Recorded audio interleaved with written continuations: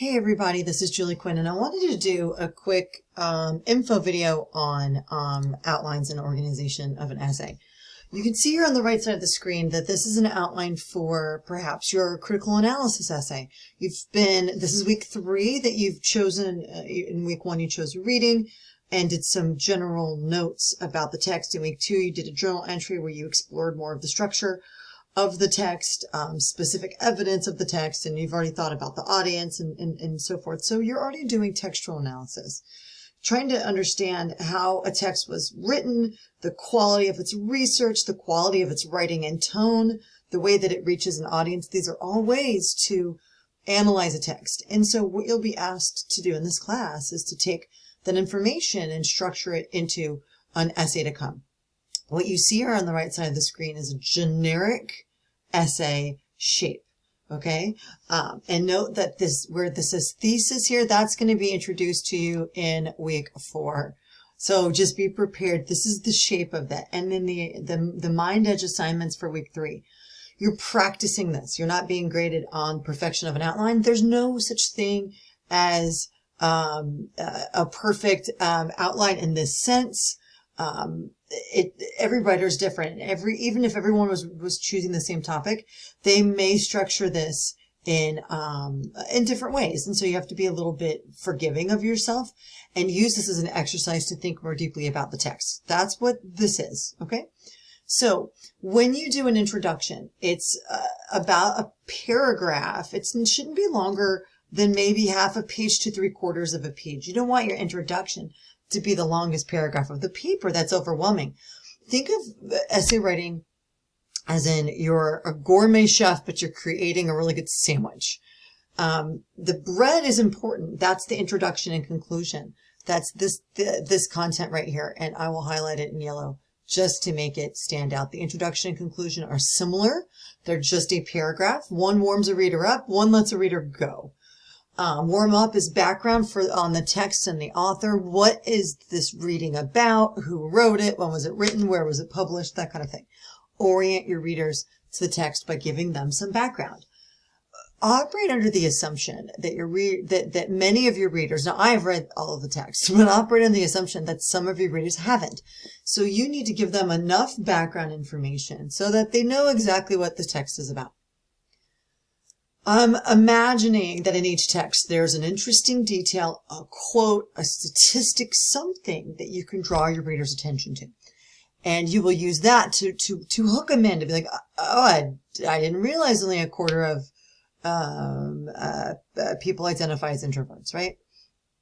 Then you end your introduction, at least in American style argumentative or persuasive writing, with a thesis statement. And that's one sentence that says what the essay is going to be about. And it's an argumentative statement. You can say, if you're writing about multitasking in Willingham did an exemplary job. That's an opinion. Reaching his audience by talking about X, Y, and Z points. X, Y, and Z is part of your thesis, which we'll work on next week. So don't worry about it now. Even in this exercise, you don't have to have a thesis. But I just want to show you generically how this essay could be set up to help you sort of visualize it, right? There may be a particular set of reasons with which Roxane Gay did a really good job of creating sort of the personal plea against going to the beach, or that Rausch was too argumentative and he didn't write a good essay because it was too personal. However, whatever you want to argue it based on reasons specifically from the text. Those are X, Y, and Z.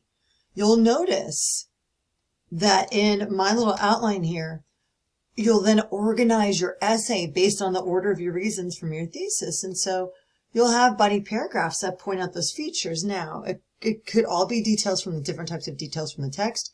One could be tone, audience understanding, quality research. There could be all sorts of different ways you organize your points. And even within the same text, readers are going to have a lot of different feelings about a particular text. So if everybody's writing about Rausch and introversion, you may not all have the same reasons because you've responded independently to that text. So that's fine. So this just gives us notes and ideas about how this is going to be set up. Now you'll notice This isn't a 5-paragraph essay. This is, when you're done with this paper, it'll be 3 to 4 full pages of analysis on that reading. It's going to take time to develop. But just remember that your reasons are more, generally speaking, at least the primary ones, are a couple of paragraphs. So that's why it says about a page. Your last reason, if you've got 3, maybe a smaller reason, maybe it's just a paragraph. That's okay.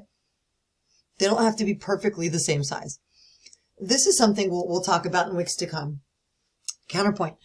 Do you anticipate that readers may have differing opinion from you? And if they do, address their concerns. And the Roush text seems to be the one that riles up the most opinions, because he's somewhat antagonistic toward his audience. He's trying to convince them, but he gets kind of hostile too at the same time. And so it's an interesting text to analyze.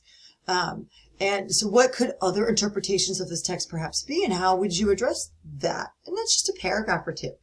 This would not be a pro-con paper, but I think it's important to show open-mindedness and to show that scholarly controlled tone and a deeper sort of understanding of the implications of a text. And a counterpoint discussion can do that. That's an opportunity you have to grow your essay. So those are your body paragraphs. And then you end in a conclusion. It's just 1 paragraph, perhaps half a page. You restate your thesis with some fresh language so it sinks into your reader.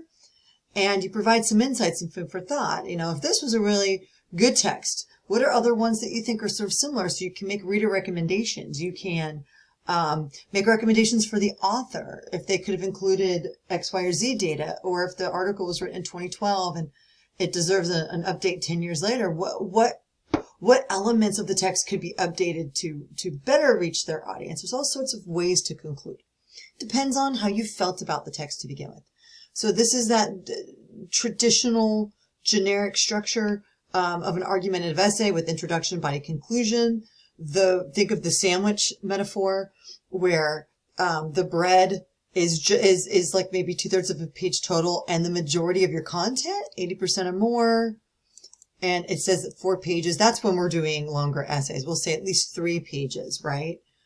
6 to 7 paragraphs. And probably say we'll say 5 to 6 body paragraphs. Because this is a smaller assignment. I think in 123, you'll be expanding the depth of your research and incorporating outside research too. But for now, all you need to do is look to the text and show how deeply you can read a text. This is an outline that can reflect that, but of course, in that practice assignment in MindEdge, you're just jotting down notes and ideas. The more you have that now, the less anxiety you're going to have later. Note, you'll have a draft that's due week 5, but we'll be working on introductions and thesis statements next week. I hope this has been helpful for you, and if you have any questions, don't hesitate to reach out and let me know.